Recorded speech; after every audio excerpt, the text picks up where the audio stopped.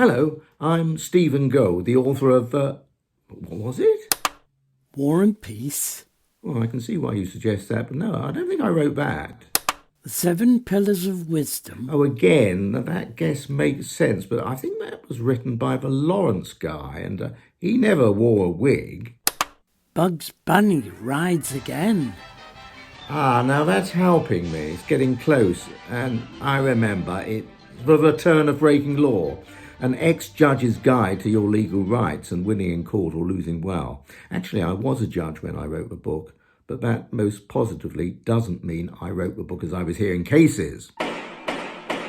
If you're in a job but also act as an unpaid carer, the Carers Leave Act of last year will be of more than passing interest to you.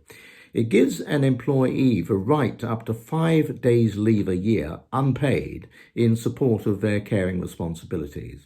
The employer can be taken to an employment tribunal for preventing the leave being taken or attempting to do that, also for unreasonably postponing the leave. The Act hasn't been brought fully into force yet. It needs regulations to be made before it gets going. We'll be watching out for them.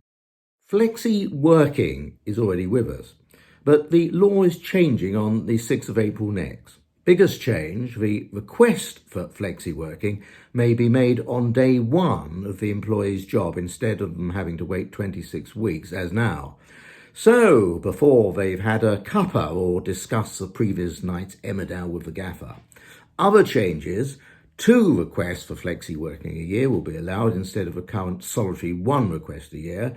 A requirement for the employer to consult with the employee before rejecting a request. The employer to decide on the request within 2 months instead of 3 months as at present.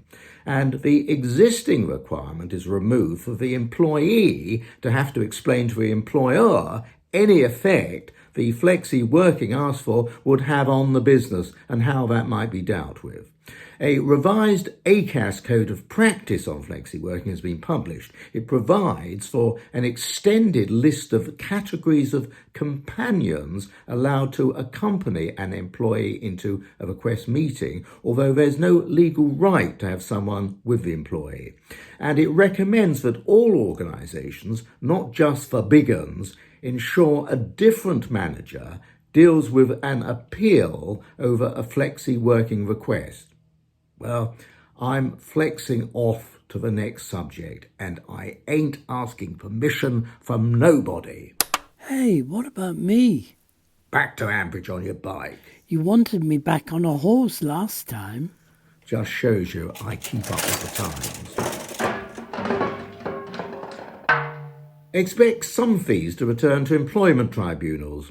The government is consulting on the introduction of what it calls a modest fee for starting an employment tribunal claim. It will be £55. There'll be an exception for a claim which has to be made to establish the right to apply for payment out of the National Insurance Fund, such as where your employer has gone broke and you're due redundancy money from the state. And the same fee, £55, would also apply on an appeal against a tribunal's decision. Well, the consultation closes on 25th of March 2024. I expect they have decided to bring in these fees by 1 minute past midnight on that date, and the necessary legislation to implement them could be operative by this April or May. The Help with Fees scheme may excuse any payment or the full payment.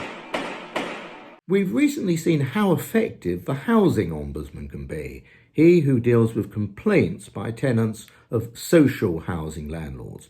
Well, latest awards by the ombudsman include a total of £13,000 against Lambeth Council for a series of 6 severe administration warnings and £14,000 against Clarion for similar findings in 4 separate cases. A complaint to the Ombudsman is an alternative to a county court claim, and the service, it's free.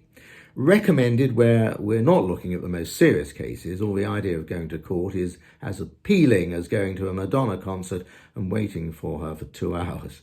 If you don't like what the Ombudsman has decided on your complaint, you're not precluded from taking your dispute to court. And the latest Ombudsman on the block is Hello, good evening and welcome. The new Homes Ombudsman, who runs another free service for someone who's bought a new home and has concerns about the process of buying or snags or building defects within usually 2 years of completing the purchase. The developer must be a member of the scheme. Membership, it isn't compulsory at the moment. 233 developers have signed up, but that number includes subsidiaries. You can find out whether the developer you are gunning for has signed up at the website under My Chin. The Ombudsman will look into whether what is complained about amounts to a breach of a new Homes Quality Code, which again you can access on the internet. That's all, folks.